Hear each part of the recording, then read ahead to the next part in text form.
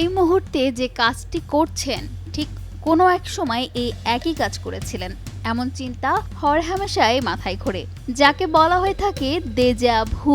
এই শব্দটার সাথে তেমন পরিচিত না থাকলেও এই কর্মকাণ্ড কম বেশি সবাই করেছেন, কিন্তু বিজ্ঞানীরা এখনো এর নেপথ্যের নির্দিষ্ট কোনো কারণ উদ্ঘাটন করতে পারেননি।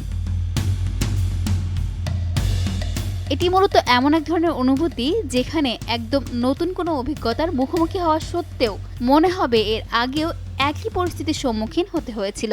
মূলত কিশোর ও তরুণ বয়সীরা সবচেয়ে বেশি শিকার হয় দেজাভুর। বিশেষজ্ঞরা ধারণা করেন দেজাভুর সঙ্গে ডোপামিন লেভেলের একটি যোগসূত্র থাকতে পারে।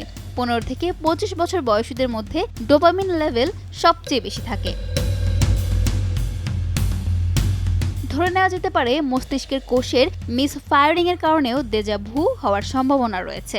তখন যে কোনো ঘটনার পরিপ্রেক্ষিতে হুট করে মস্তিষ্কের কোষগুলো পূর্ব পরিচয়জনিত অনুভূতির ইলেকট্রনিক সিগন্যাল পাঠাতে পারে।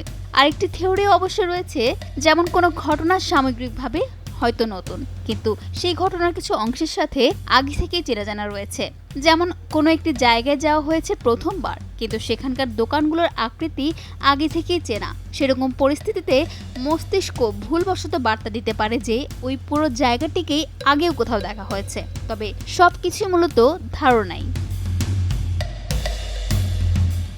ফাতেমা আইনি, সময় সংবাদ, ঢাকা।